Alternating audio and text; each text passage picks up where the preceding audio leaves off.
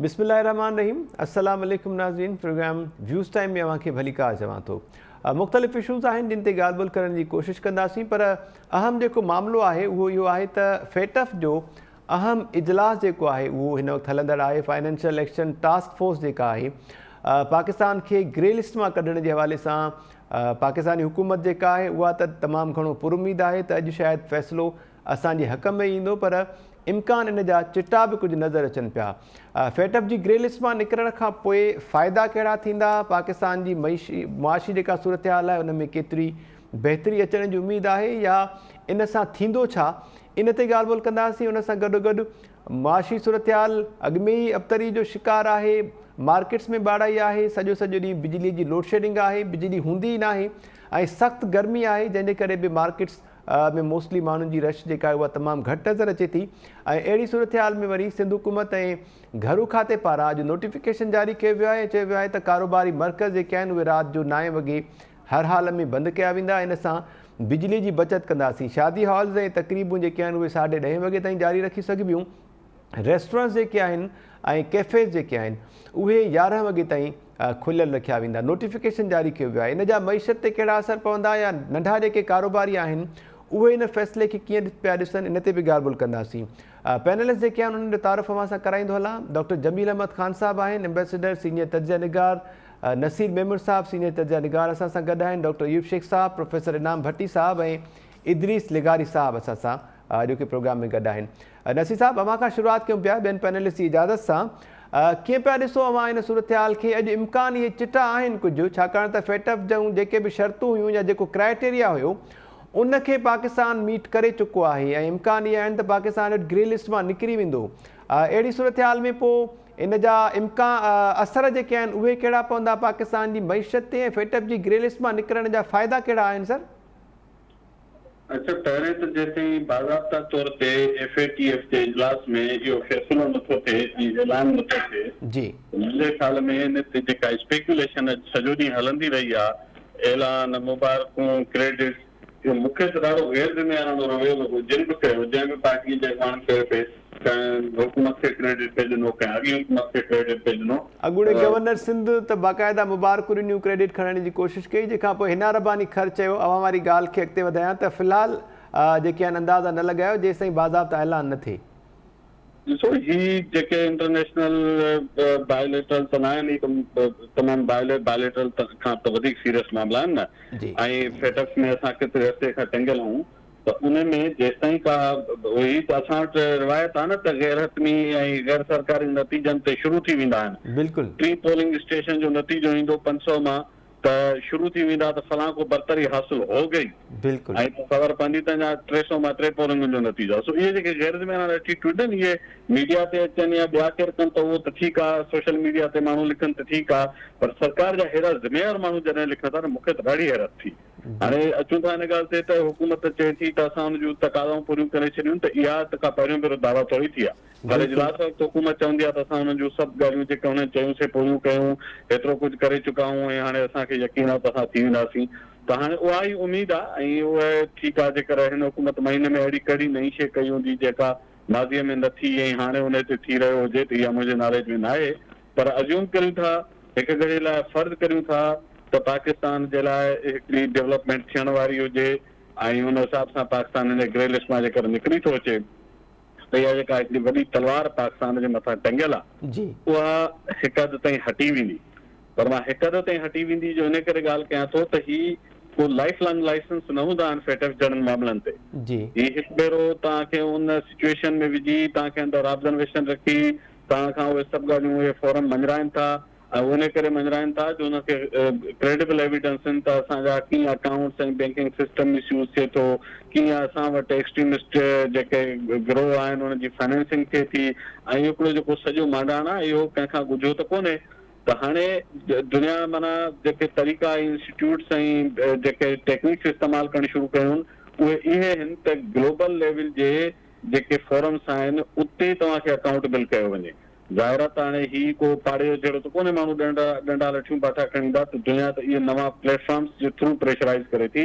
त जेकर पाकिस्तान खे सेटिस्फाई करे थो, हिन मां क्लीन थी निकिरे थो, त हिकु हदि ताईं पाकिस्तान जी इमेज बूस्टिंग थींदी इंटरनेशनल मार्केट में इमेज बूस्टिंग थींदी जी ऐं उहे धुरियूं जेके पाकिस्तान खे ख़ासि तौर ते डिप्लोमेटिक फ्रंट ते हमेशह मिलाइन कनि थियूं इंडिया करे थो करे अॻिमें अफ़गानिस्तान कंदो ऐं मिलाइन मां इन सेंस में नथो चवां त रुॻो को हुन में कूड़ा इल्ज़ाम हूंदा हुन में के ॻाल्हियूं ठीकु बि हूंदियूं पर उहे सभु ॻाल्हियूं हुननि मुल्कनि में बि आहिनि ठीकु ईअं आहे न आहे त जेको कुझु पाकिस्तान में थिए थो सो हिंदुस्तान ऐं अफ़गानिस्तान में न थींदो आहे पर फार सम रीज़न असां एपी सेंटर में रहिया आहियूं तंहिंजे करे असां लाइमलाइट में बि रहिया आहियूं त उहा सॼी जेका हिकिड़ी नेगेटिव कैंपेन आहे उनखे बि गुंजो अची वेंदो पर उन सां गॾु हिकिड़ी ॻाल्हि बि ज़रूरु थींदी त इहो प्रोसेस उते मूं जीअं चयो त लाइफ लॉन्ग लाइसेंस कोन्हे उते इहा शइ बीह न रहंदी हितां खां अॻियां इन लाइसेंस खे रोज़ जे बुनियाद ते रिवेलिडेट कराइणो पवंदो हर विख ते पाकिस्तान खे इहो सभु जेके सिस्टम जेके डेवलप थिया आहिनि जिन जे करे उनजी एफएटीएफ मां जान छुटे थी त उन्हनि खे वधीक सख़्तीअ सां लागू करणो पवंदो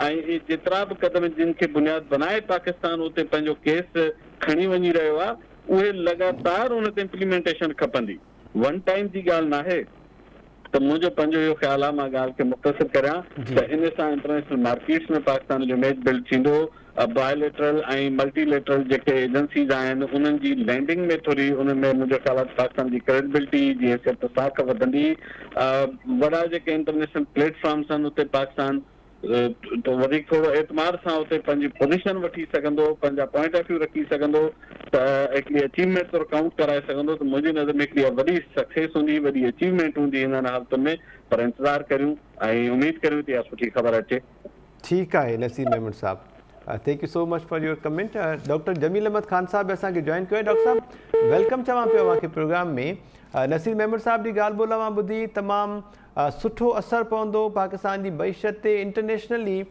पाकिस्तान जी इमेज बूस्टिंग थींदी जेकॾहिं फेटअप जेको आहे उहो पाकिस्तान खे ग्रे लिस्ट मां कढे थो आम माण्हुनि जे लाइ financial action task force basically आहे छा आम माण्हू इहो ई थो सम्झे त फेटअप जी ग्रे लिस्ट में आहियूं या ब्लैक लिस्ट में हलिया वियासीं त ख़ुदा न ख़ास्ता वॾी तबाही अची वेंदी या ग्रे लिस्ट मां निकिरंदासीं त हाणे मईशत जेका आहे उहा फौरी तौर ते जंप वठंदी असां अमीर कबीर थी वेंदासीं थोरो सम्झाइजो सर फेटअप आहे छा उनखे कीअं सम्झणु घुरिजे ऐं उनखां पोइ ग्रे लिस्ट में रहण सां नुक़सान कहिड़ा पिया आहिनि हिन वक़्तु ताईं ऐं ग्रे लिस्ट मां निकिरण खां पोइ कहिड़ा फ़ाइदा थी सघनि था अच्छा इतां ई था शुरू कयूं कि ग्रे लिस्ट में रहण जी वजह कर असांजो नुक़सानु छा थियो आहे हिकिड़े थिंक टैंक जी कैलकुलेशन मूजिबि 38 बिलियन डॉलर्स जो असांखे नुक़सानु थियो आहे जॾहिं खां वठी असां 2018 खां वठी आया आहियूं ग्रे लिस्ट में उहो कीअं नुक़सानु थियो आहे त असां वटि एतबार घटिजी वियो माण्हुनि खे असांखे जेके बॉन्ड फ्लोट करणा पिया उहे हायर रेट ते फ्लोट करणा पिया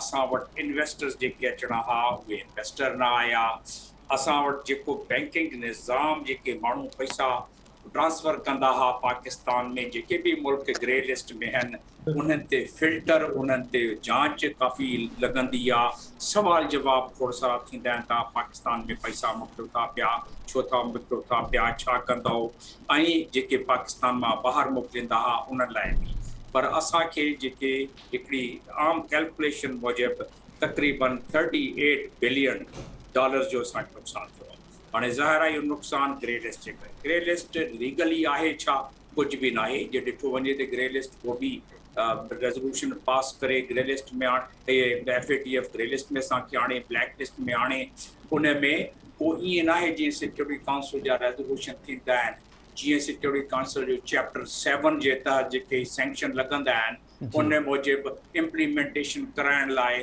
अक़वाम मुतहदा खे अख़्तियार आहे तो हू जहाज़नि जे करे पंहिंजे एयरफोर्स दुनिया जी एलाइज़ फोर्सिस मोकिले सके दुनिया जी ॿियूं फोर्सिस ज़मीनी फोर्सूं मोकिले उन ते अमल कराए थी सघे अहिड़ी काई बि ॻाल्हि इन FATF वटि इन अदर वर्ड जंहिंखे चवंदा आहिनि त they don't have any teeth but उन्हनि जो इम्पैक्ट एतिरो आहे त जेके खोड़ सारनि रेज़ोल्यूशन्स खां बि मथे इम्पैक्ट आहे छो मथे इम्पैक्ट आहे त FATF जेका आहे उहा कमु कंदी आहे under the legal strength of OECD जेको आहे office of the enforcement of drug जेको UNO जो आहे उन जे अंडर कंदी आहे उन में मनी लॉन्ड्रिंग बि ईंदी आहे उन में करप्शन जो बि मामिलो ईंदो आहे उन में जेको आहे ख़ासि तौर ते टेरर फाइनेंसिंग बि ईंदी आहे ऐं उन जे करे हू दुनिया जा तक़रीबन 204 डेलीगेशन तव्हां ॾिठो हूंदो, जेको तव्हां इमेज ॾिठा हूंदा त जी केतिरी वॾी चेयर लॻी पई आहे, चो जेको हुन में स्क्वायर शेप में, उहो 204 डेलीगेशन ईंदा आहिनि।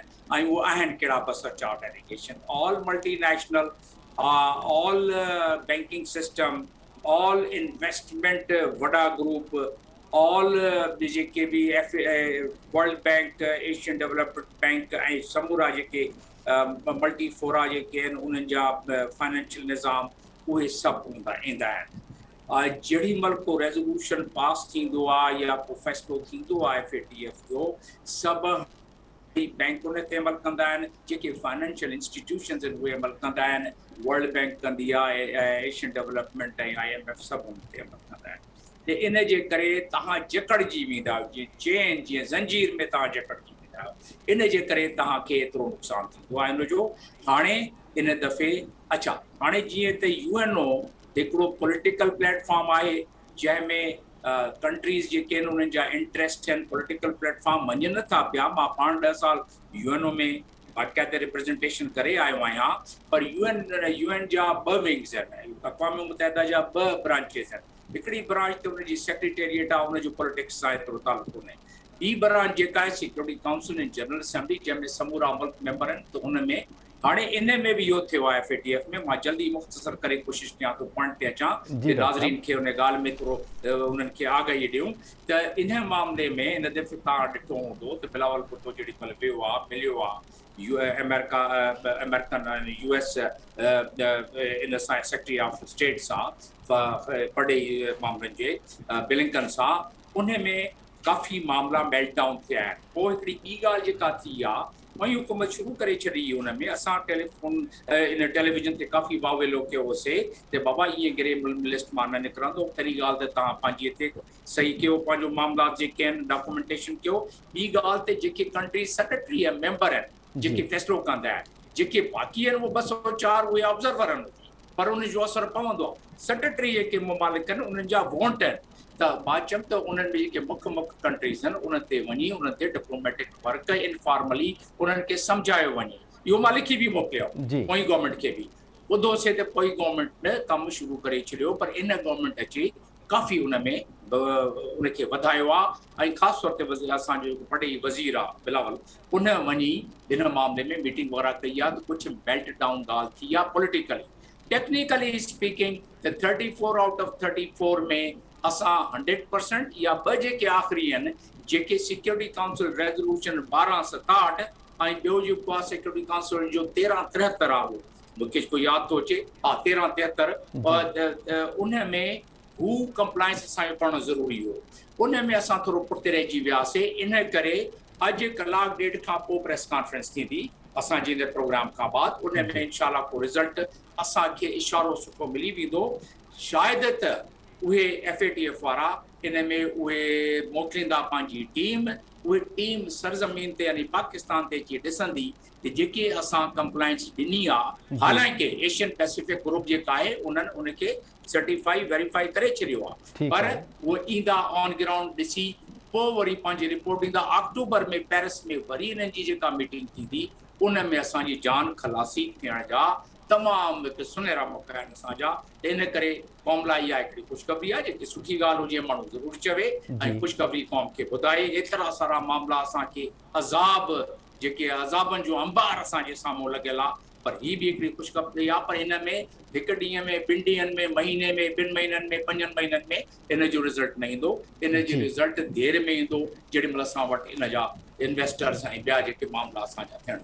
ठीकु आहे डॉक्टर साहब, जेसि ताईं इहा सुठी ख़बर अचे, जीअं मां पाण ॿुधायो पेरिस में बि इजलास थियणो आहे या FATF जी टीम पाकिस्तान ईंदी, उन खां पहिरियां जेका इंफॉर्मेशन अव्हां शेयर कई जमील अहमद ख़ान साहब, उन में अव्हां क़ौम खे थोरो ड्रिजारियो बि आहे त हिन वक़्तु ताईं ग्रे लिस्ट में रहण सां 38 बिलियन जेके आहिनि डॉलर्स, उनजो असांखे नुक़सानु पहुतो आहे। थिंक टैंक जी रिपोर्ट जो जेको अव्हां ज़िक्र कयो। डॉक्टर अयूब शेख साहब ॾांहुं हलूं था, उन्हनि खां पॉइंट ऑफ व्यू वठूं था। डॉक्टर साहब वेलकम चवां पियो अव्हांखे प्रोग्राम में, वॾी महिरबानी अव्हां जॉइन कयो। FATF जो इजलास हिन वक़्तु हलंदड़ आहे ऐं डॉक्टर जमील अहमद ख़ान साहब जेका इंफॉर्मेशन शेयर कई आहे, 204 जे लॻभॻि डेलीगेट्स आहिनि जेके पावरफुल शख़्सियतूं आहिनि, जेके कंहिं बि मुल्क जी मईशत ऐं उनखे कारोबार ॾियण जे हवाले सां फ़ैसिला साज़ी कंदा आहिनि, अहम किरदारु अदा कंदा आहिनि। कीअं पिया ॾिसो अव्हां, केतिरी उमेदु अव्हांखे नज़र अचे पई फेटअप जी ग्रे लिस्ट मां निकिरण जी, ऐं जेको नुक़सानु डॉक्टर साहब शेयर कयो आहे कुझु फ़ाइदा अव्हांखे कहिड़ा नज़र अचनि पिया फेटअप जी ग्रे लिस्ट मां निकिरण सां? हिकिड़ो वॾो फ़ाइदो त इहो आहे त जेको नुक़सानु असांजो थींदो थो रहे, जमील अहमद ख़ान साहब जेका ॻाल्हि कई $38 बिलियन, जी, $38 बिलियन जेके आहिनि न, उहे अॼु 80 खरब रुपया थींदा। जी, ऐं तव्हां ॾिसो त 2 सालनि में असांजो 80 खरब रुपयनि जो नुक़सानु थी वियो आहे। हाणे हिकिड़ो त उहो नुक़सानु असांजो घटिबो, ॿियो हीअ आहे त नुक़सान खां वधीक क़ौमुनि जे लाइ, मुल्कनि जे लाइ जेका साख आहे न, उहा साख वॾी शइ आहे। मिसाल असां कहिड़ी लिस्ट में आहियूं? 23 मुल्क जेके आहिनि न, जी, मार्च 22 में जेके अपडेट थिया, उन में यमन आहे, उन में शाम आहे, उन में सेनेगाल, उन में सूडान, उन में जबूती, उन में अल्बानिया, अहिड़ा मुल्क जेके साह मस खणनि, जी, पर उहे FATF में आहिनि। असां उन्हनि सां गॾु आहियूं 13-14 नंबर ते। हाणे हिकिड़ो त वॾे में वॾो फ़ाइदो इहो थींदो त असांजी साख बहाल थींदी। जी, ऐं जॾहिं साख मां चवां थो न, उहो हीअं आहे त दुनिया जे 204 मुल्कनि में माण्हूअ खे इहो अहसासु हुजे त मूंखे चोर नथा सम्झनि, मूंखे बिशनी नथा सम्झनि, मूंखे गंढी छोड़ नथा सम्झनि, मूंखे टेरर फाइनेंसिंग जो माण्हू नथा सम्झनि, मूंखे मनी लॉन्ड्रिंग वारो मुल्क नथा सम्झनि। जी, त तव्हांखे ख़बर आहे इहो वॾी साख आहे। ऐं तव्हां सां माण्हू पोइ बिज़नेस कंदा।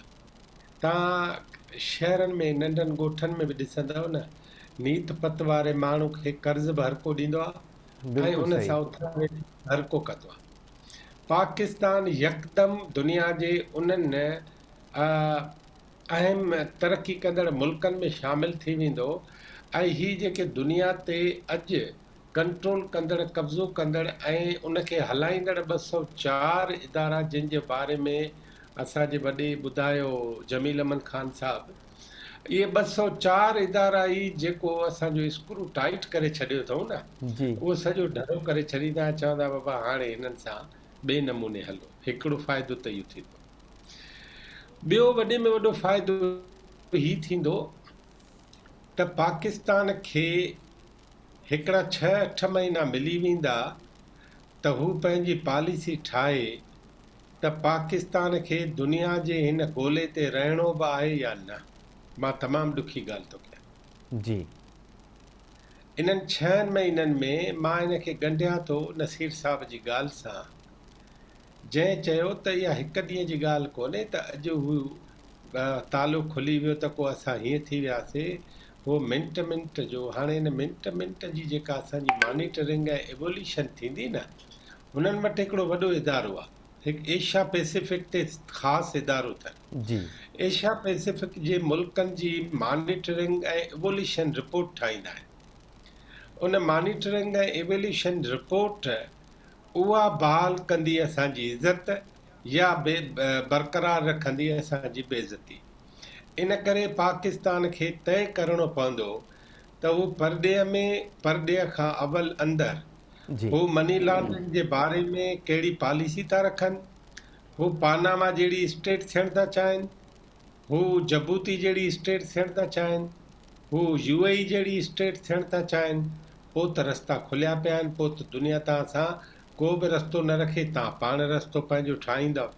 पर मुंहिंजो ख़्यालु आहे त हिन दुनिया में बाइज़त तरीक़े सां हलण जे लाइ ज़रूरी आहे त पाकिस्तान जे पॉलिटिक्स खां वठी पाकिस्तान जी इस्टेब्लिशमेंट ताईं, पाकिस्तान जी इस्टेब्लिशमेंट खां वठी पाकिस्तान जे अवाम ताईं, जी, पाकिस्तान जे अवाम खां वठी पाकिस्तान जी ब्यूरोक्रेसी ताईं, सभिनी खे पाकिस्तान जे बारे में इंतिहाई संजीदगी सां, सुलझणाई सां ऐं इंतिहाई नेकनियती सां उनखे ॾिसंदे फ़ैसिलो करणो पवंदो। न त असां जेके इहे ॻाल्हियूं ॿुधी ऐं नुक़सान कया आहिनि ऐं अॻिते कंदासीं, पोइ वरी असांजो काथो करण वारो बि कोई न हूंदो। जी, ठीकु आहे डॉक्टर अयूब शेख साहब। पाकिस्तान जी साख बहाल थियण जी तमामु घणी उमेदु आहे ऐं जीअं नसीर साहब जो चवणो त इमेज बूस्टिंग जेका आहे उहा बि थींदी इंटरनेशनल लेवल ते। इदरीस लिगारी साहब बि असांखे जॉइन कयो। इदरीस साहब वेलकम चवां पियो अव्हांखे।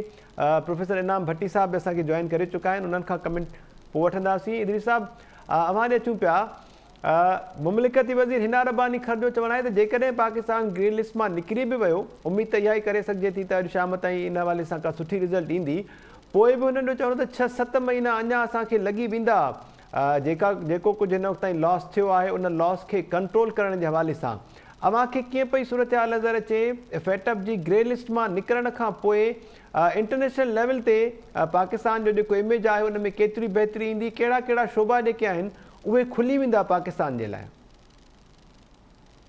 ताबली साहब तव्हांजी वॾी महिरबानी।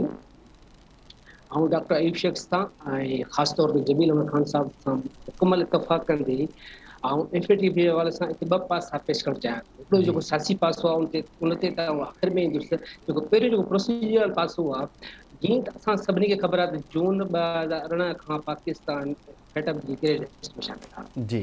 ऐं घटि तारीफ़ कंदो आहियां पाकिस्तान जी रियासत ऐं ख़ासि तौर ते उन जे हुक्मराननि जी, छाकाणि त उहे आलमी सतह ते पाकिस्तान खे किन बि बहराननि मां कढण लाइ के तमामु तारीख़ी फ़ैसिला कनि ऐं तुर्त फ़ैसिला कनि, उन ते अमल कनि।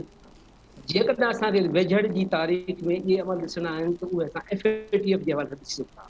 माना गुज़िरियल 4 सालनि में पाकिस्तान ग्रे लिस्ट मां निकिरण जे लाइ ऐं चवां त ॾींहुं राति हिकु कयो आहे, मुंहिंजी ॻाल्हि ॿुधायो न थिए। ठीकु आहे। 40 नुक़्ता जेके पाकिस्तान खे ॾिना विया हुआ, उन मां पाकिस्तान फ़क़ति 2 नुक़्तनि ते जेको गुज़िरियल जेको थियो उन में 2 नुक़्ता फ़क़ति रहिजी विया हुआ, जंहिंमां पहिरियों जेको हुयो दहशतगर्दनि खे सज़ा जी। माना जेके UNA जा जेके आहिनि 1373 जेके लिस्ट में जेके डिक्लेयर थियल आहिनि टेररिस्ट, पाकिस्तान जो जेको अदालती सिस्टम आहे या प्रोसिक्यूशन जो जेको सिस्टम आहे उन ते FATF खे इहो आहे त उन्हनि खे जेके उहे सज़ाऊं कोन थियूं मिलनि ऐं उहे कोर्टनि मां आज़ादु थी था वञनि, कोर्ट मां उनखे रिलीफ मिली थो वञे कंहिं न कंहिं तरीक़े सां। तंहिंजे करे असां ॾिठोसीं त पाकिस्तान में वॾी कानून साज़ी कई वई जी। ऐं पार्लियामेंट में तुर्त सदर साहब ऑर्डिनेंस जारी कया, पर उन खां पोइ वरी उहे थिया जेके वरी असेंबली मां मंज़ूरी वरिती वई थी। ॿियो पासो जेको मनी लॉन्ड्रिंग जो आहे, हाणे तव्हां ॾिठो त मनी लॉन्ड्रिंग खे रोकण लाइ हिन पाकिस्तान में जेके 2 बॉन्ड जेके हुआ, हिकिड़ा 7,500 वारा, ॿिया 15,000 वारा, उन्हनि ॿिन्ही खे जिन जी जेका आलमी मार्केट में जेका मालियत हुई पाकिस्तान में 100 अरब रुपया, उन ॿिन्ही खे बैन करे छॾियो त बाबा इन जे ज़रिए वॾी मनी लॉन्ड्रिंग थिए पई। ॿियो जेको असांजी कंस्ट्रक्शन कंपनी जेका आहे, जेको असांजो शोबो जेको आहे, उन में बि तमामु घणा इहे मिलिया, असां उन्हनि खे FATF खे ॿियनि इदारनि खे इहे मिलिया, रिपोर्टूं मिलियूं त जेको मनी लॉन्ड्रिंग जो पैसो आहे, जेको टेरर फाइनेंस जो पैसो आहे, उहो इन शोबे मां तमामु घणो थो अचे। पोइ असां ॾिठोसीं त पाकिस्तान में ख़ासि तौर ते जेको पंजाब में ऐं सिंध में जेको तामीराती शोबो आहे, उन तमामु घणियूं पॉलिसी कई हुयूं। एतिरे क़दुरु जो असां वटि हीअ जेके सोनारा जेके आहिनि, सोनारा ऐं उन खां अलावा जेके हीअ वकील ऐं डॉक्टर जेके आहिनि, इन्हनि खां बि जेको सो मतिलबु तव्हांजी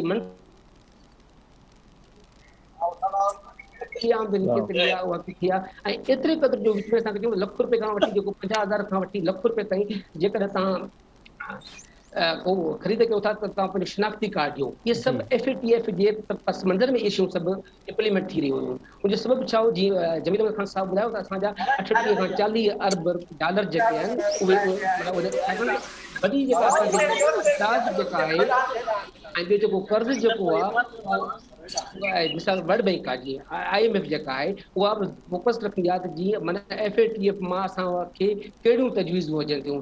तंहिंजे करे पाकिस्तान जेको आहे उन तमामु घणा जेके एफर्ट वरिता आहिनि ताईं। हींअर बि जेको असांखे खणी इंप्रूवमेंट असांखे थियणु खपे, पर गुज़िरियल जेका इजलास थियो उन में असांजो वफ़ाक़ी वज़ीर हमाद अज़हर शरीक थियो हुयो। हमाद अज़हर चयो त अञा बि असांखे 2 साल लॻंदा, मतिलबु ही को दहशतगर्दनि खे या मनी लॉन्ड्रिंग खे रोकणु पाकिस्तान लाइ तमामु सवलो न आहे। ऐं ॿियो FATF खे उन्हनि गुज़ारिश कई आहे त तव्हां पंहिंजी हिकिड़ी ऑफिस हिते जेका क़ाइमु कयो ऐं तव्हां मुसलसिल उनखे मॉनिटर कंदा रहियो, पर उन ते वञा हू मुख़्तलिफ़ वक़्तनि ते उहे दौरा ज़रूरु कंदा रहिया आहिनि, पर का ऑफिस क़ाइमु न करे रहिया आहिनि। हाणे ॿियो जो एस्पेक्ट आहे पॉलिटिकल, जेको अमेरिका ख़ासि तौर ते इंडिया आहे, इंडिया ज़ाहिर आहे कश्मीर जे हवाले सां बि ऐं अफ़गानिस्तान जे हवाले सां ऐं अमेरिका अफ़गानिस्तान जे हवाले सां हाणे तव्हां सम्झो त माना जेको सो UNA में जमील अहमद ख़ान साहब वेठो आहे 17% असर जेको आहे उहो हिन जो आहे हिन जो अमेरिका जो आहे त माना वॾो असर तमामु अहम असर आहे बजट जेका आहे तक़रीबन मुंहिंजे ख़्याल में हींअर बि 30% जेका बजट आहे UNA जी उहा बि जेका ही अमेरिका थो करे हाणे पाकिस्तान गुज़िरियल चीन जेको आहे उन ख़ासि तौर ते पाकिस्तान खे हिन ग्रे लिस्ट मां कढण लाइ पंहिंजो किरदारु अदा कयो आहे पर पाकिस्तान खे मुंहिंजो अंदाज़ो इहो ई आहे त अञा पाकिस्तान खे ग्रे लिस्ट मां निकिरण जे लाइ कुझु टाइम लॻंदो जीअं हिन जेका असांजी हिना रब्बानी खर वज़ीर जेका हिना रब्बानी जी खर साहिब आहे उन बि चयो त असांखे वॾी उमेद न रखणु खपे पर तंहिं बावजूद बि असांखे उमेद आहे ठीकु आहे इदरी साहब अवां जेका ॻाल्हि कई उनखे जेकॾहिं ईअं अॻिते वधायां त जेकॾहिं पाकिस्तान ग्रे लिस्ट मां निकिरी पियो वञे FATF जी त पोइ कॉन्फिडेंस बूस्टिंग जे लाइ इहा वॾी ॻाल्हि हूंदी त हवाला हुंडी मतिलबु बंदि थी वई आहे टेरर फाइनेंसिंग जेका आहे उनजो ख़ात्मो पाकिस्तान में थी वियो आहे मनी लॉन्ड्रिंग जेका आहे उन ते बि कंहिं हद ताईं कंट्रोल थी वियो जंहिंखां पोइ इन जे नतीजे में ई FATF जी ग्रे लिस्ट मां पाकिस्तान खे ख़ारिज कयो वेंदो प्रोफेसर इनाम भट्टी साहब अवांजो छा ख़्यालु आहे पोइ इहो इम्कान ऐं एतमाद जेको आहे बहाल थी वेंदो त पाकिस्तान में टेरर फाइनेंसिंग ख़तमु थी वई आहे मनी लॉन्ड्रिंग न पई थिए चमन बॉर्डर खां अॻिते स्मगलिंग न पई थिए ऐं ॿियो जेको मामला आहिनि स्मगलिंग जे हवाले सां उहे बंदि थी विया आहिनि जंहिंजे करे ग्रे लिस्ट मां ॿाहिरि निकिता आहियूं स्मगलिंग ऐं बॉर्डर तां जेका क्रॉसिंग थींदी आहे न उहा अमेरिका जी ख़तमु कोन थी आहे त बाक़ी दुनिया जे ॿियनि मुल्कनि मां मुकमिल उनखे चइजे त ख़तमु थी वेंदी इहो त मुमकिन ई कोन्हे मैक्सिको जे बॉर्डर तां अमेरिका में छा छा दाख़िल थींदो आहे ऐं कीअं उतां वरी पोइ ॿिए पासे ॿिन्ही पासनि ॾांहुं ह्यूमन ट्रैफिकिंग खां वठी करे सभु शइ थींदी आहे त मुकमिल ख़ात्मो नथो थी सघे पर सरकारी सतह ते हिकिड़ियूं शयूं हूंदियूं आहिनि जेके गवर्नमेंट लेवल ते मेयर्स वठिबा आहिनि जेके उनजा जेको आहे सो एहतियाती तदाबीर जेके वठिबियूं आहिनि उन्हनि में हिकिड़ा अहिड़ा अमल हूंदा आहिनि जंहिंमें उनखे स्टेट अश्योर कंदी आहे त घटि में घटि रियासत उन्हनि सभिनी शयुनि ते सख़्ती सां नज़र रखे थी पई ऐं उहो नज़र कहिड़नि तरीक़नि सां रखंदी आहे उहो हूंदो आहे त थ्रू कारोबार जेके बि बिज़नेसिस आहिनि उहे ऐं ॿियो जेके बि बैंक अकाउंट्स आहिनि उहे उन्हनि जे ज़रिए जेका बि ट्रांज़ेक्शन थिए थी उहा कंहिं बि तरह सां टेरर फाइनेंसिंग में इस्तेमालु न थींदी यानी मिसाल तौर आऊं तव्हांखे चवां त कंहिं बि ॿाहिरें मुल्क मां कंहिं हुंडी जे ज़रिए जेकॾहिं पैसा पाकिस्तान में पहुची वञनि ऐं वरी पाकिस्तान मां कंहिंजे बि अकाउंट में उहे पैसा वरी ट्रांसफर थियनि ऐं उनजो को बि हिकिड़ो तालुक़ु न हुजे उन्हनि पैसनि ट्रांसफर करण जो उन्हनि शयुनि जी जेका सख़्ती आहे जीअं मिसाल माज़ी में अॻे इन जो को बि अमल दख़ल न हो त हिकिड़ो माण्हू कंहिंजे बि अकाउंट में केतिरा बि लख जमा कराए छॾे उनजी का बि ज़रूरत कोन्हे त छाजे लाइ जमा कराई छो जमा कराई कहिड़ो उन जो तालुक़ु आहे पर हाणे उहे शयूं बैंकिंग सतह ते पाकिस्तान में इंतिहाई सख़्तु अमल थी वियो आहे ॿियो अकाउंट खोलणु त केर बि माण्हू कहिड़ो बि शिनाख्ती कार्ड खणी कहिड़ी बि एड्रेस ॾेई किथे बि बैंक अकाउंट खोलाए छॾे ऐं पोइ उन अकाउंट खे कहिड़े बि पर्पज़ लाइ पियो इस्तेमालु करे का उनजी पुछा ॻाछा न हुई हाणे उहे शयूं सख़्तु थियूं त हिकिड़ो इन जो मेन जेको सबबु आहे उहो इहो आहे त पाकिस्तान जी जेका जियो स्ट्रेटेजिक लोकेशन आहे उन में हिकिड़ो हुनजो पासो अफ़गानिस्तान ॿिए पासे खां ईरान टे पासे खां इंडिया उन्हनि सभिनी जे अंदरि इन्हनि शयुनि जो हिकिड़ो तमामु वॾो अमल दख़ल रहे थो ख़ुदि ईरान ते जेके पाबंदियूं ऐं सख़्तियूं आहिनि उन्हनि में नालो खणी टेरर फाइनेंसिंग जो इस्तेमालु थिए पर कहिड़े तरीक़े सां पाकिस्तान मां हितां डॉलर उॾाई वेंदा हूंदा या उतां जेको आहे सो डॉलर हिते ईंदा हूंदा ऐं ॿियूं शयूं के हितां सेल परचेस थींदियूं हूंदियूं वरी ईअं साॻियो ई अफ़गानिस्तान जे अंदरि दुनिया सॼी जा हिकिड़ा टेररिस्ट ग्रुप्स जेके आहिनि उन्हनि जो आमाजगाह बणियल आहे उन्हनि खे फाइनेंसिंग किथां कीअं थिए थी पई उन्हनि जो वरी उन सां गॾोगॾु हिंदुस्तान जी सदाईं इहा शिकायत पई रही आहे त उते उन्हनि वटि जेके टेररिस्ट एक्टिविटीज़ थियनि थियूं उन्हनि जी फाइनेंसिंग कीअं थिए थी पई ईअं ई ॿाहिरियनि मुल्कनि में वरी जेके एक्टिविटीज़ थियूं माज़ी में उन्हनि में मुलविस नज़र पिया आया कुझु इदारा कुझु माण्हू उहे जिन जी किथे न किथे का लिंक हुई त हाणे पाकिस्तान बाक़ाइदगी सां उन्हनि सभिनी शयुनि ते अमल पैरा थियणु शुरू थी वियो उनजो जेको वॾे में वॾो फ़ाइदो पवंदो उहो इहो पवंदो त ख़ुदि पाकिस्तान जे अंदरि थींदड़ टेरर एक्टिविटीज़ जेके आहिनि उन्हनि खे फाइनेंस कंहिं बि अहिड़े तरीक़े सां थियणु मुश्किल बणिजी वेंदो न त ख़ुदि इहो पाकिस्तान जे लाइ बि हिकिड़े क़िस्म सां ख़ुदि मसइलो हुयो जेकॾहिं अंदरि पाकिस्तान जे अंदरि जेका बि तक़रीबी कार्रवाई थिए थी उनखे जेकॾहिं हिते कंहिं माण्हू खे पैसा अहिड़े ई तरीक़े सां पहुचनि था त उनजो ख़ुदि रियासत खे केतिरो नुक़सानु आहे त आउं सम्झां थो हिकिड़ो त कंहिं हद ताईं खणी ईअं बि चई सघिजे थो त इन जो पॉलिटिकल साइड बि आहे ऐं पॉलिटिकल साइड ख़ुदि रियासतूं जेके आहिनि कीअं कीअं ग्रुप्स ऑपरेट कंदियूं आहिनि, ख़ुदि अमेरिका CIA खे कीअं ऑपरेट कंदो आहे, उन्हनि जी फाइनेंसिंग कीअं थींदी आहे, उन्हनि जा बिज़नेस टाइकोन्स कीअं दुनिया में डेवलप कया वेंदा आहिनि, बिज़नेस हब्स कीअं डेवलप कया वेंदा आहिनि, उन्हनि बिज़नेस टाइकोन्स ऐं बिज़नेस हब्स जे ज़रिए कीअं उन्हनि माण्हुनि ताईं उहे पैसा पहुचंदा आहिनि, कीअं एम्प्लॉयमेंट थींदी आहे, कीअं उहे सभु शयूं, त इलाही सातरा पासा आहिनि। पर ख़ुदि पाकिस्तान खे बि हाणे इन मां सिखण जो बि हिकिड़ो रस्तो मिली वियो। ख़ुदि हाणे उन्हनि खे पाण खे बि इहा ख़बर पवंदी त दुनिया जे अंदरि इन तरीक़े सां जेका शइ थींदी आहे उन में टेररिज़म सां बि उन्हनि जो तालुक़ु आहे। जी त हीअ जेका हाणे सॼो पैटिफ जो जेको सॼो कुझु अमल थियो आहे, ऐं सम्झां थो इहो बहितर अमल आहे, ख़ुदि पाकिस्तान जे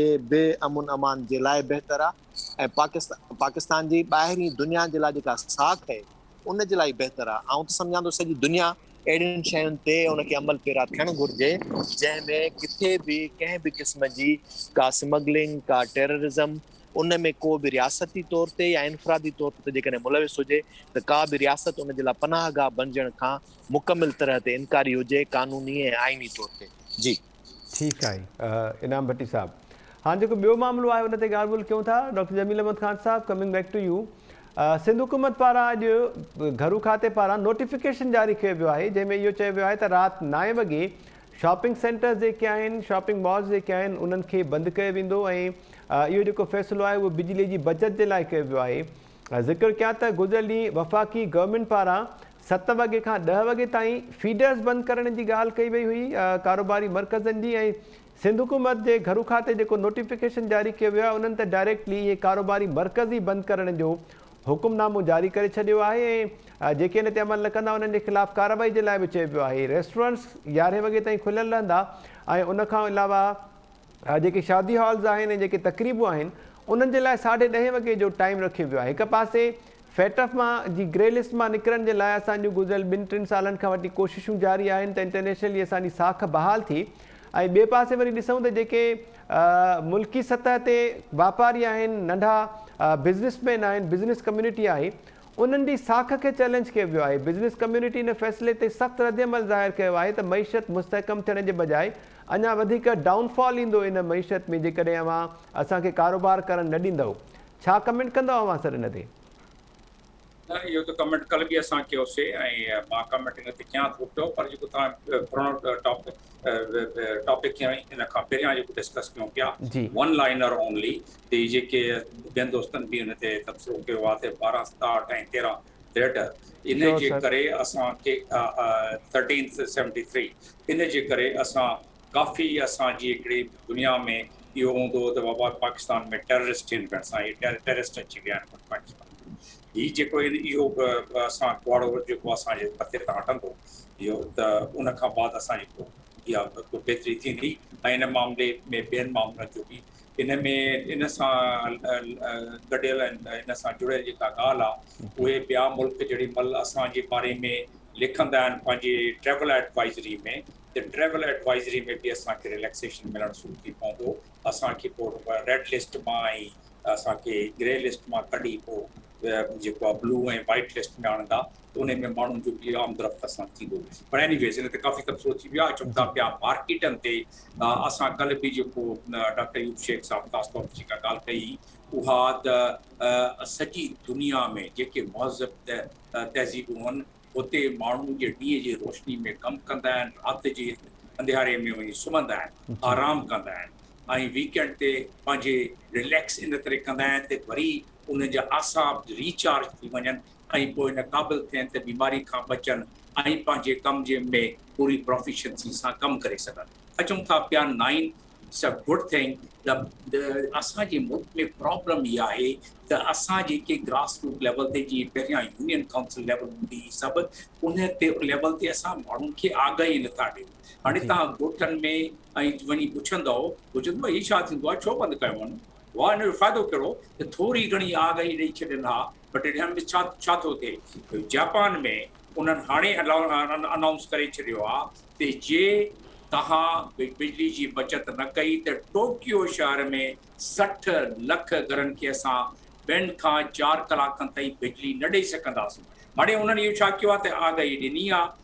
जैपनीज़ एतिरा डिसिप्लिन्ड आहिनि तो ऑटोमेटिकली उन ते अमल करे छॾे। इन तरह सिंगापुर में उहो पाबंदी लॻाई न आहे, उन्हनि पहिरियां चई छॾियो आहे त बाबा हीअ असांजी बिजली जी खपत न थींदी, छो जो 90% जेके उनजी आहे 90% उहो गैस ते हलंदी आहे। यूक्रेन खां बाद उन गैस महांगी थी पई आहे, त सिंगापुर जहिड़ो मुल्क जंहिं वटि रिज़र्व आहिनि उहे असां खां त ख़ैर असां मिटाए नथा सघूं, 350 खां 400 बिलियन इन खां बि मथे उन जा रिज़र्व आहिनि, ऐं उहे चाहिनि था पिया त जेके उहो गैस जो ऐं बिजली जो बोझ ईअं घटाए था सघूं त असां रिड्यूस कयूं।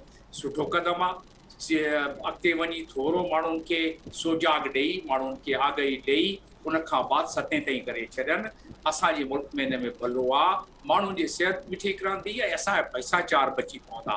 इहो फ़ाइदो आहे जीअं मर्कज़ी हुकूमत ऐं प्रोविंशियल गवर्नमेंट जेके सूबाई हुकूमतूं हिकिड़े ख़्याल जी हुजनि, हिक ॿिए खे कटनि न, त इहो फ़ाइदो आहे त जेके क़ौमी मसइलनि जा फ़ाइदा हूंदा आहिनि मामला उनखे।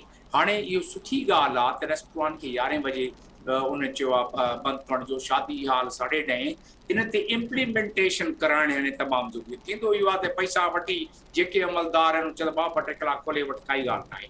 त इन ते जेके असांजा मैजिस्ट्रेट आहिनि, असांजा सीनियर पुलिस ऑफिसर्स आहिनि, उहे वञी इम्प्लीमेंटेशन कराए। 144 लॻल आहे, 144 जी भंजकड़ी जेका आहे उहो उन ते कलम लॻंदो आहे PPC जो 188, त उन में हाणे ज़ाहिर आहे माण्हुनि खे सिधो लॉकअप कंदा, 2-3 ईअं कनि पर जाइज़ कनि ऐं इन में थोरो करप्शन खे तक़रीबन कंट्रोल कनि, त इहो मामिलो सुठो थी पवंदो, माण्हुनि जो कॉन्फिडेंस ऐं ट्रस्ट वधंदो।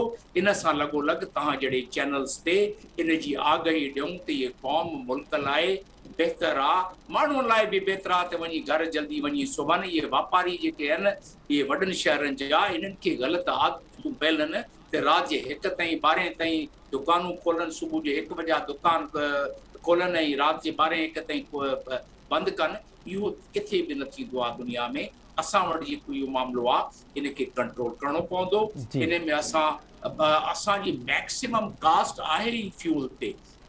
बिजली असांजी अॼुकल्ह जेका पैदा थिए थी पई उन में वॾो प्रोपोर्शन गैस ऐं फ्यूल जो आहे। बाक़ी हाइडल जो जेको हाल आहे तव्हां ॾिसो था, असांजे सिंधु दरिया जो छा थियो आहे ऐं मंगला में ऐं तरबेला में असां किथे पहुता आहियूं उहो असां डिस्कस करे चुकिया आहियूं। त उन लिहाज़ सां ॾिठो वञे त असां जे सिंगापुर जी ॻाल्हि कयूं, जर्मनी जी ॻाल्हि कयूं, असां स्पेन जी ॻाल्हि कयूं, सभु इहे मेजर वठनि था पिया। उहे त असां खां तमामु आसूदा मुल्क आहिनि। असां इहो कयो आहे जेका हिकिड़ी सुठी इन ते मईशत, असांखे फुड़ी फुड़ी करे असांजे मईशत खे संभालणो आहे, न त जे लुड़ी वियासीं त पोइ सभु लुड़ी पवंदा। उन में साहूकार बि लुड़ी पवंदा, उन्हनि खे ख़ैर वधीक तकलीफ़ हूंदी, उन में ग़रीब माण्हू बि लुड़ी पवंदो। त इन करे असांखे सभु असांखे बि हफ़्तो असांखे खुलो ॾियणो आहे हिन मामले खे ज़रूरु। असांखे इन में ऐं इन में असांखे तकलीफ़ कहिड़ी आहे, असां थोरो सवेल उथी वञूं, जीअं बाराणी में थींदो आहे, सवेल उथी कमु शुरू कयूं ऐं राति जो सिजु लथे जेको आहे असां जेको आहे बंदि करणु शुरू करे छॾियूं। ऐं इहो करिणो आहे। टर्की जहिड़े शहर में ॾींहं जो उहो दरियूं रखंदा आहिनि अहिड़ियूं त रोशनाई अचे, रूबरू बल्ब न ॿारणो पए असांखे। असांजे क्यों हुन में अञा ताईं बस नथो अॻिते वञी अञा असांखे वापारी जेकॾहिं ईअं करे बि वठनि त पोइ वरी अवाम जे लाइ बि वॾो चैलेंज हूंदो न। ख़ासि तौर ते अवाम वॾो आदी आहे लेट नाइट शॉपिंग करण जो, विंडो शॉपिंग्स करण जो ऐं घुमण फिरण जो, त अवाम जे लाइ बि वॾो चैलेंज बणिजी वेंदो। हुकूमतनि जो इहो फर्ज़ु आहे त अवाम खे आगाही ॾियनि, तरबियत ॾियनि। ॾिसो असां प्राइमरी स्कूल खां न पढ़ायो आहे, उहा हाणे बसि जेको थियो सो थियो। हाणे असां आगाही ॾियूं, असां प्राइमरी स्कूल खां ॿारनि खे पढ़ाइणु शुरू कयूं त कहिड़ो फ़ाइदो आहे। त उनजो त वञी असरु पवंदो 15 सालनि में। हाणे फ़िलहाल जेको असां टीवी चैनल अख़बारनि जे करे हाणे ज़ाहिर यूनियन काउंसिल ते रही न आहे माण्हुनि जी, त उन्हनि खे आगाही ॾियणु तमामु ज़रूरी आहे। तव्हांजो चैनल इहो तमामु भलो कमु थो करे त घटि में घटि माण्हुनि खे इहो उनखे सुजाग ॾिए थो पियो त इन मामले में क़ौम जी भलाई आहे। जी तमामु इम्पोर्टेंट ॻाल्हि कई आहे अवां। डॉक्टर यूब शेख साहब, अवां ॾे अचां थो सर।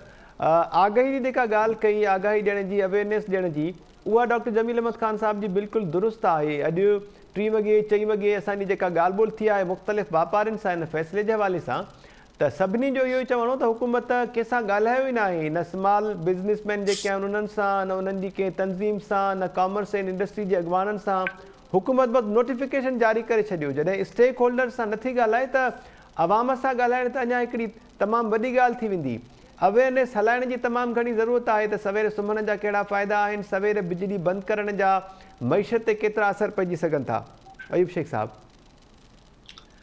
मैं त वॾी महिरबानी पाण इन ॻाल्हि ते त मुतफ़िक़ आहियूं न त जॾहिं कोविड आयो हो जी त कोविड में सभ खां सिंसियरली जंहिं सूबे एफर्ट्स वरिता उहो मुराद अली शाह जे मार्फत सिंध सूबे वरिता बिल्कुल सर। ऐं सॼे पाकिस्तान में उन्हनि जी इज़त बि थी। मुराद अली शाह साहब जी अलॻि इज़त थी, पाकिस्तान जी अलॻि थी, छो त पाकिस्तान पोइ सॼो उहो ई हिसाबु खयों। बिल्कुल उहे यादि आहे त हिकिड़ी प्रेस कॉन्फ्रेंस में साईं मुराद अली शाह ॿुधायो त उन खां पंजाब जे चीफ मिनिस्टर तॾो के चीफ मिनिस्टर उस्मान बोज़दार चयो त साईं मेको ॾस त मां कयां छा। जी सो उनखे ॿुधाई त तूं हीअं हीअं कर। पोइ असां साईं मुराद अली शाह खे प्रेस कॉन्फ्रेंस में हिकिड़ी तजवीज़ ॾिनी त कॾहिं कॾहिं ख़राबियूं वॾा मौक़िया ऐं अपॉर्चुनिटियूं साबित थींदियूं आहिनि। हीअ जेका आलमी वबा आहे जी इनखे अपॉर्चुनिटी सम्झी तव्हां वापारियुनि सां ॻाल्हायो ऐं शाम जो 7 बजे दुकान बंदि करणु शुरू कयो।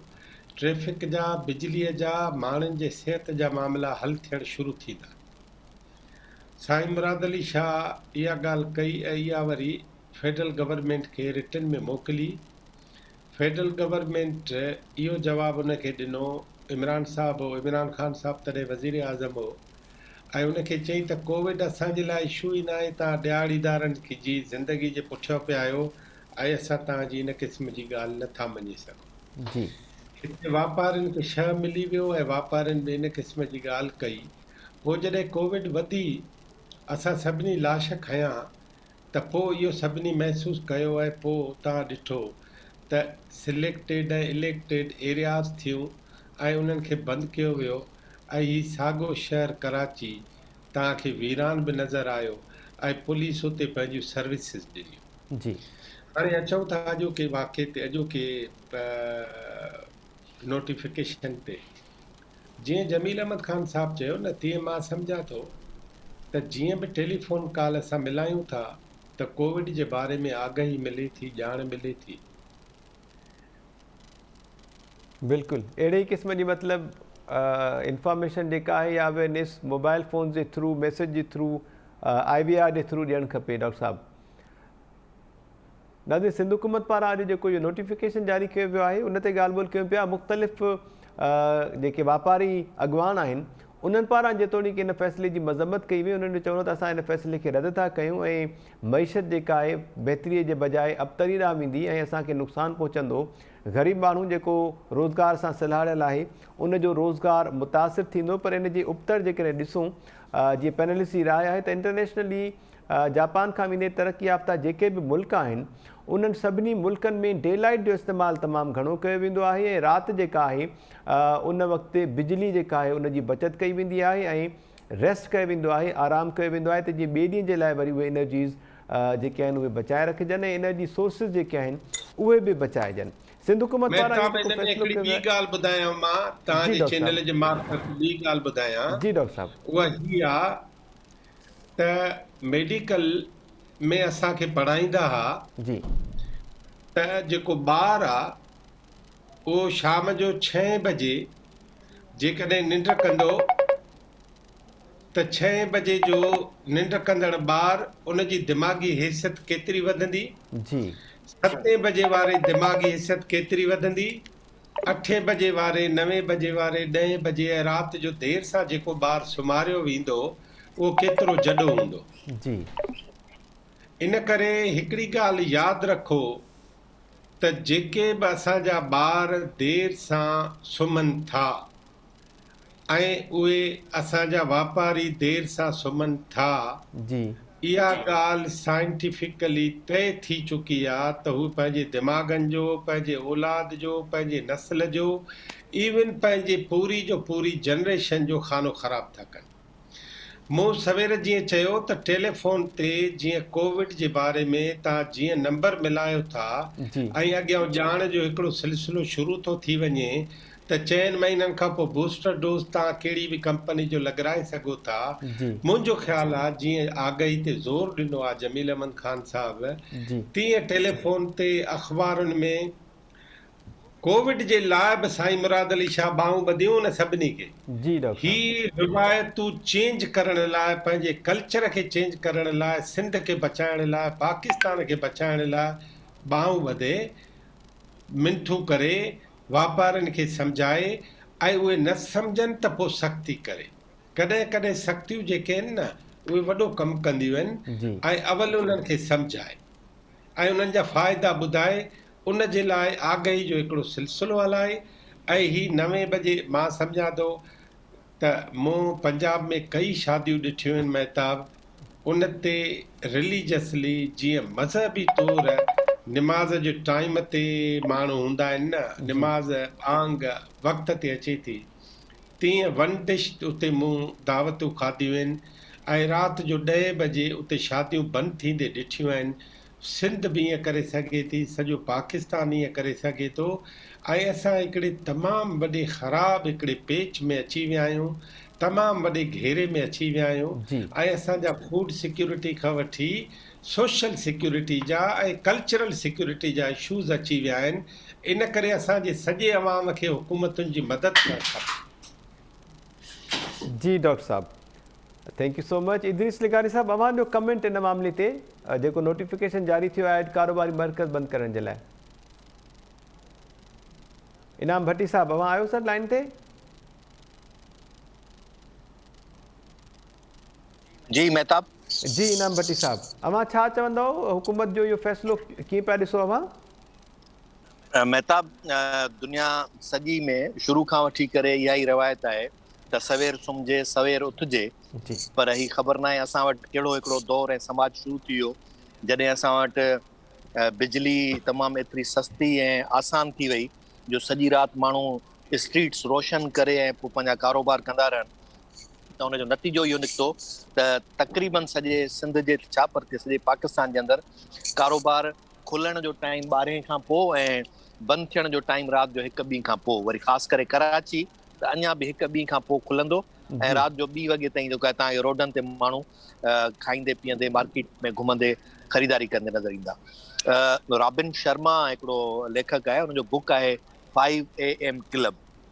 त दुनिया त सॼी हींअर वापसि इन तरफ़ मोटे पई त कुदरत जो कानून कहिड़ो आहे, कुदरत जो सॼो सिरिश्तो कहिड़ो आहे, जेको कुदरत जे उन सिरिश्ते ऐं कानून सां हले थो उहो ई माण्हू तमामु वधीक प्रोडक्टिव आहे, यानी कारगर उहो आहे पंहिंजी ज़िंदगी में समाज में उहो कुझु बहितर करे सघे थो।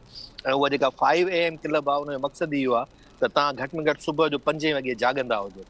ऐं जेकॾहिं जेको माण्हू 5 वॻे जाॻंदो त ज़ाहिर आहे सवेर सुम्ही पवंदो। ऐं हीउ अहिड़ो फ़ैसिलो आहे जंहिंजो न रुॻो इकोनॉमी ते बहितर असरु पवंदो पर सिहत ते बि उनजो इलाही पॉज़िटिव असरु पवंदो। हीउ कराची जे अंदरि जेका मुआशिरे जी साइकोलॉजिकल कंडीशन आहे न, जेको स्ट्रेस लेवल आहे, उनजो हिकिड़ो वॾे में वॾो सबबु बि इहो आहे त तव्हां जॾहिं डिम लाइट में या रोशनी जेका हथरादू आहे उन में जेका बि एक्टिविटी कयो था उहा तव्हांजे दिमाग़ ते स्ट्रेस छॾे थी ऐं उन जे ई करे पोइ तव्हां साइकोलॉजिकल इलाही प्रॉब्लम्स बि थियनि था। मतिलबु केतिरियूं शयूं आहिनि। सिहत जो फ़ाइदो मुआइशी तौर ते मुल्क जी हींअर जेका सूरत हाल आहे उन में वॾे में वॾो बिल जॾहिं तव्हांजो एनर्जी सेक्टर ते आहे, उन एनर्जी सेक्टर में तव्हांखे जॾहिं हिकिड़ी मार्केट जे ट्रेंड खे चेंज करण सां अरबा रुपया बची सघनि था त पोइ उन में इहा शइ छो न थियणु खपे। ऐं आउं सम्झां थो वापारियुनि खे ॻाल्हाइजे भले उन्हनि सां, इन में को कबाहत कोन्हे, न ई को हर्जात उन सां ॻाल्हाइजे, पर जेका उन्हनि जी सोच आहे त ॻाल्हाइण खां पोइ उन में पंहिंजूं ॻाल्हियूं मञराए का रिआयत वठणु, उॾेह जे बजाए 12 ताईं मार्केट खे खणी वञणु, सुबुह जो खोलण जो टाइम बि थोरो देरि वारो कराइणु, इहा जेका सोच आहे उहा ग़लति आहे। आउं सम्झां थो सॼे मुल्क ऐं क़ौम जे बहितरी लाइ इहो अमल सुठो हूंदो, बल्कि आउं सम्झां थो इन ते लेजिस्लेशन थियणु खपे, आर्ज़ी तौर ते न, बाक़ाइदे क़ानूनी तौर ते लेजिस्लेशन थियणु खपे त मार्केट जंहिं टाइम ते खुलण जो जेको टाइम मुक़ररु कंदी सरकार, उन खां अधु कलाक जेकॾहिं लेट कोई खोले थो त उन ते केतिरो फाइन लॻंदो, ऐं जेको बंदि करण जो टाइम मुक़ररु कजे थो उन खे बंदि करण खां जेकॾहिं कोई बि माण्हू देरि सां बंदि करे थो त उन ते केतिरो फाइन लॻंदो। जेतिरी तव्हां लेजिस्लेशन न कंदो इहे सभु अमल जेके आहिनि मुस्तक़िल तौर ते न हलंदा ऐं वापसि में उन ते हिकिड़ो जेको आहे सो काफ़ी क़िस्म जो क्यास पैदा थी सघे थो। तंहिंजे करे आउं सम्झां थो बहितर अमल खे क़ानूनी शिकिल ॾिजे ऐं सॼे क़ौम मुल्क जे माण्हुनि खे उन्हनि खे सभिनी खे क़बूल कराइणु खपे। जी thank you so much professor Inam Bhatti साहब, डॉक्टर अयूब शेख साहब। इन में महताब रुको हिकिड़ो जुमिलो महताब हिकिड़ो जुमिलो जी डॉक्टर अयूब शेख साहब काइंडली ब्रीफली हिकिड़ो जुमिलो जेको त कराची न लाड़काणे में, जामशोरे में, थर में, सखर में, जेकबाबाद में जेका विरसा ख़ुदकशियूं मारामारी उहो बि राति जो हिकिड़ो रीज़न अथव। जी डॉक्टर जमील अहमद खान साहब, अवां बि जेकॾहिं वन लाइनर ॾियो इन ते, जेका डॉक्टर अयूब शेख साहब पॉइंट आउट कयो आहे मामलो। रुगो कराची न जी रुगो तव्हां इन जो सर्वे कराए वठिजोसि। हॉस्पिटल्स में 3 महीननि खां बाद मरीज़ घटण शुरू थी पवंदा, ऐं जेके शुगर जी बीमारी आहे, खंड जी, उहा ख़तम थियण शुरू थी पवंदी। 7 कलाक माण्हू घटि में घटि सुम्हंदा, 8 कलाक, त माशरो छो सॼो बाक़ी इकोनॉमी जो फ़ाइदो त बहरहाल आहे ई आहे। ब्लड प्रेशर, हाइपरटेंशन इन में तमामु घणी घटिताई ईंदी, माण्हुनि खे रिलीफ मिलंदो डॉक्टर जमील अहमद खान साहब। एब्सोल्युटली हर बीमारी में ब्लड प्रेशर, हाइपरटेंशन, डायबिटीज़, हाणे डॉक्टरनि खे वधीक इन में ॿुधाईंदा, निंड पूरी कयो, टाइम ते सुम्हो, टाइम ते उथो, ऑटोमेटिकली तव्हांजा अध मसला बीमारी जा जेके आहिनि उहे ठीकु थी वेंदा। ठीकु आहे। पोइ जमील साहब इन मुखालफ़त वरी डॉक्टर करणु शुरू करे ॼण। डॉक्टर्स खे इस्तस्ना आहे इन मामले में, हॉस्पिटल्स खे इस्तस्ना ॾिनी वई आहे, मेडिकल स्टोर्स खे बि। इनाम साहब ठीक है, thank you so much doctor Jameel Ahmed Khan साहब, डॉक्टर अयूब शेख साहब, प्रोफेसर इनाम भट्टी साहब, इदरीस लिगारी साहब ऐं नसीर मेमन साहब, अवांजी वॾी महिरबानी। नाज़रीन, फेटअप जी ग्रे लिस्ट मां निकिरण सां तमामु घणा फ़ाइदा जेके आहिनि उहे पवंदा। ख़ासि तौर ते पाकिस्तान जो एतमाद जेको आहे उहो बहाल थींदो, ॻाट जेको आहे उहो ऊचो थींदो, साख जेका आहे उहा बहाल थींदी, ऐं पाकिस्तान इंटरनेशनल कंट्रीज़ सां अखियुनि में मिलाए ॻाल्हाए सघंदो, ऐं मईशत जे इस्तेहकाम जे लाइ नवां रस्ता, नवां दग खुलंदा। उनखां अलावा जेको सिंध हुकूमत पारां अॼु फ़ैसिलो कयो वियो आहे, घरू खाते नोटिफिकेशन बि जारी कयो आहे, इन जा बि तमामु मस्बत असर पवंदा। रुगो क़ौम खे पंहिंजूं आदतूं बदिलाइण जी ज़रूरत आहे, ऐं उहो घणो न, सिंध हुकूमत पारां बि रुगो 1 महीने जे लाइ इहो नोटिफिकेशन जारी कयो वियो आहे।